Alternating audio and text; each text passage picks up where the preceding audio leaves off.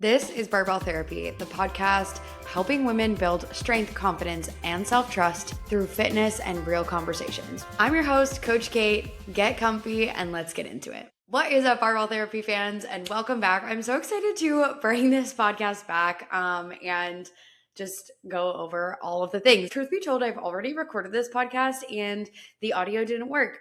We love that for me. So here we are re-recording, and that is just the reality of doing everything by yourself, right? The reality is that you try things and they just don't work sometimes, and that is just it. So anyway, I hope you're having a good day wherever you're listening from. I'm really excited to be here today because this episode is personal. It's about how I walked away from what I thought was my dream job and why that decision broke me in the best way possible, and how it ties directly into the way that we approach weight loss, burnout, and capacity. So if you're someone who is tired, overwhelmed, and feels like you should be able to do more, this episode is for you. Now, if you know me, you know that I typically do this podcast from my couch. Feels really, authentic, and also I fidget too much. So it's way easier to do this from my couch, but given the microphone issues, we're sitting at the desk today. So that is just, again, reality. Anyway, want to rewind for a second. Some of you know this, and if you don't, you can go back and listen to some earlier episodes where I talk all about my personal journey getting to where I am today. But I actually got into strength and conditioning way later than most people would. I dislocated my shoulder, I got reconstructive surgery, and I ended up having to rehab it myself because the surgery that I got was incredibly intensive. And if anyone were to actually push my arm a little bit further than it was allowing itself at the time because of the surgery that I gotten, it would actually undo a part of the surgery. So I actually got 3 things all in one. And recently I learned that while I didn't need to I shouldn't have gone to physical therapy in the first 6 months of that rehab process, after that I should have, because now I'm dealing with some long-term effects of not doing that. That injury changed the trajectory of my life, and it is still showing up today. But I realized that I wanted to go back into collegiate athletics. I love that environment. I love the structure. I love the impact. And I decided to go back to school. And if you know anything about strength and conditioning, that path is actually really long. Internships that you don't get paid for, certifications that you have to pay hundreds of dollars out of pocket, and you need a bachelor's degree in order to get that certification. But I didn't have an exercise science background in my bachelor's degree. So in order to get a full-time job, I also needed some formal education. So I ended up going back to school and getting a master's out of pocket as well.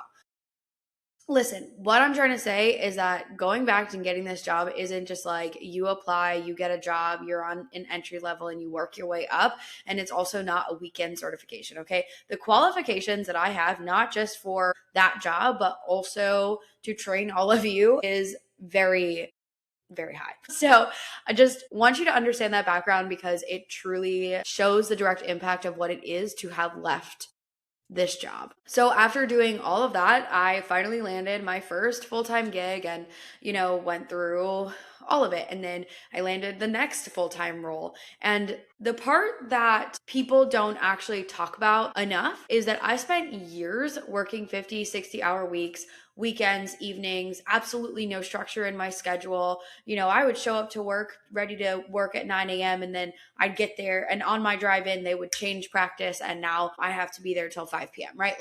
That is just the reality of the job. While you're also making barely enough to live, stacking multiple jobs on top of each other just so I could survive, coaching, training clients, so many things that I was doing. And I even helped my friend with his business. I build my own business, which is also a full-time job. Okay. I love the work. I don't want that to be lost in translation. I love the work, but I hated my life. And I don't mean my personal life, because I have so much love for everyone in my life. And again, I loved the work, but I hated the actual day in and day out of what I did, from waking up, from going to bed. Because again, not because I didn't like the work, but because I was exhausted. I was waking up not wanting to go to work just because I just wanted a moment to rest. Then I'd go to work and I'd be on. And I was listening to a podcast with someone recently where she talked about being in the field and feeling like she was in fight or flight mode and ready for confrontation at all times possible. And that's exactly how I felt, not just at work, but in my personal life. Okay. I was feeling like everybody wanted to fight me all of the time. I wanted to fight myself all of the time. Okay. So I was empty. I'd come home completely empty. I didn't want to talk to people. I didn't want to answer texts. I didn't want to go out to dinners or, do anything on the weekends. I literally wanted to be a rotten couch potato because I just had nothing left to give because I'd given it all away every day, even in the moments that I wasn't actually coaching, when I was sitting at my desk, just like constantly ready for battle. Okay. And this is just it is not necessarily the reality. It is just the unfortunate circumstance of my direct experience in the roles that I had. And that is not a common occurrence. Okay.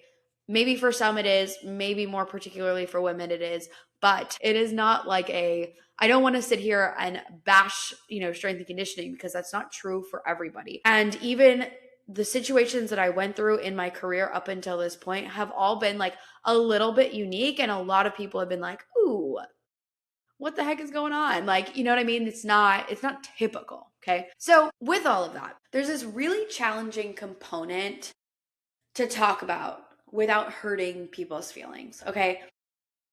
I'm going to do it anyway because I think it's really important to prove to you that your feelings are important, even if they hurt others, especially when that's not your intention. That doesn't mean that your feelings are invalid, okay? And all that means is that there's a little bit of extra work that either you have to do on your relationship with that person or that person has to do to not take your feelings personally, okay?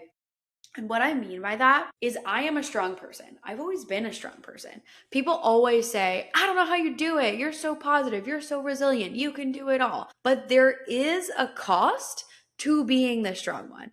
Because when you're really good at pushing forward, people don't realize that you're struggling. And sometimes neither do you, and then you get to this point, this breaking point, and you don't know when or how to ask for help. And then you're feeling like defeated when no one is around you. You've given so much to everyone. How can they leave you abandoned? And that hit me really hard after my last day because everyone around me happened to be busy and I was left alone. And again, being completely vulnerable and the nature of this podcast, that lonely feeling had been dangerous for me in the past. My brain would convince me that it's because no one loved me. And that led me into some really dark places when I was younger. But this time, because I worked so hard in therapy on myself, and when those thoughts started to creep in, I was able to dismiss them and say, hey, brain, it is not that people don't love me, but I do need to advocate for myself and ask for help here. And that's really hard, right? When you show up for people all the time without them having to ask, it is really challenging to then step into the role of like having to ask for people to be there because you're also typically not that person in someone's life and you don't even know who you can turn to in order to ask for that help. So I did the hard thing. I turned to people I loved. I expressed my feelings, and those people showed up in the best way that they could. And honestly, that's all I can ask for, right? Because even showing up a little bit is more than my brain convinced me it was not going to be at all, right? Back to the job though. Okay, so in the job, I kept adapting. I kept telling myself, just get through this phase. It's just a hard season. I kept trying to be positive. The problem is that phase and that hard season kept coming over and over and over again until I hit my max capacity. Okay. And when another change was introduced, I knew this was my exit, that I just couldn't do it anymore. And it wasn't an emotional decision, it was a logical one. I was future planning and thinking about my life and reflecting on my life right now, what I wanted it to be and what it could be and where it would be with this new change. And I was just at my limit.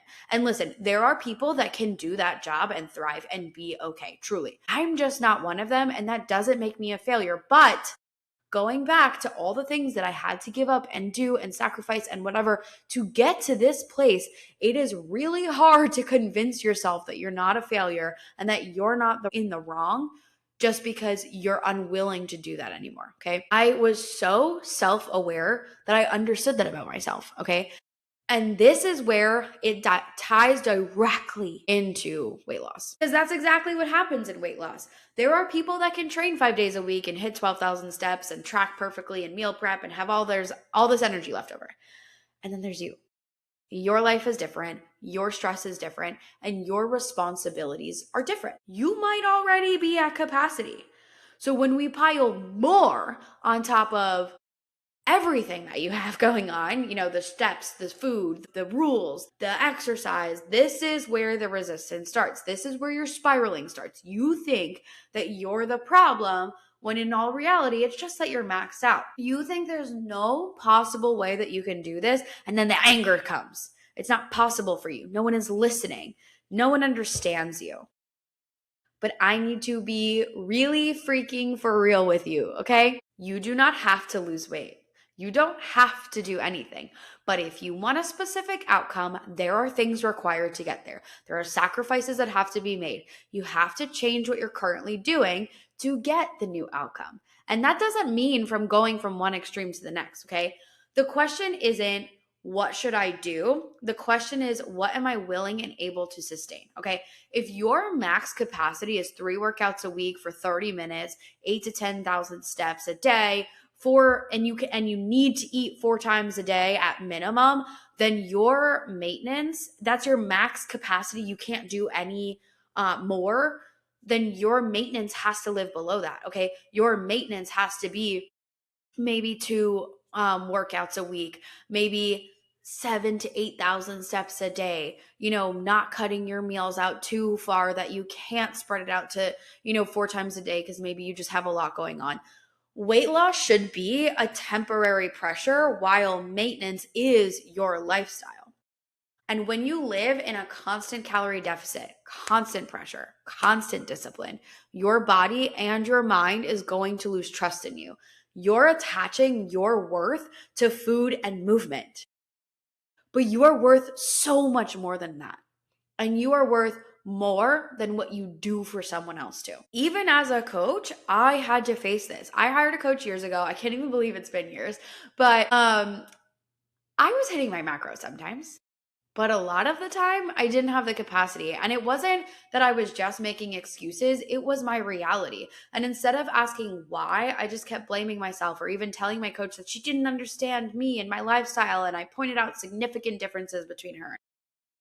And truly, I was living in that all or nothing. I was either going to be absolutely on point that day or I wasn't going to care and do my best or have balance.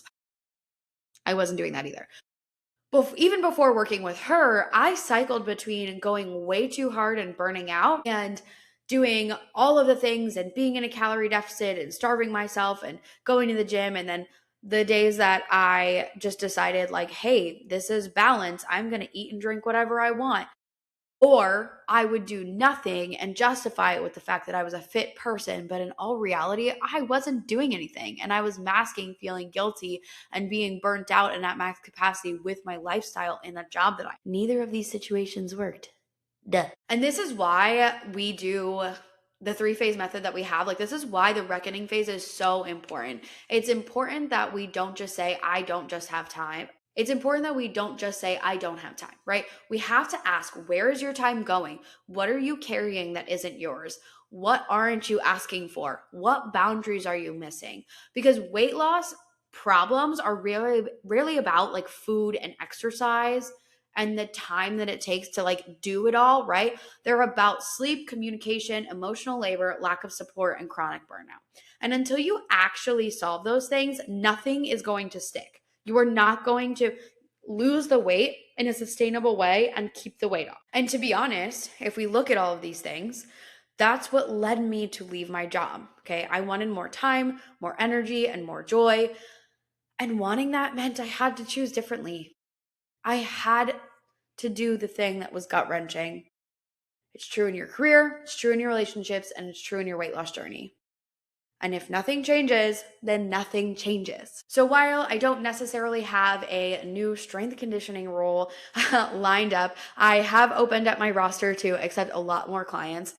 So if this episode is hitting home for you, I need you to sit with a couple of things. I need you to ask yourself, what is my actual capacity right now?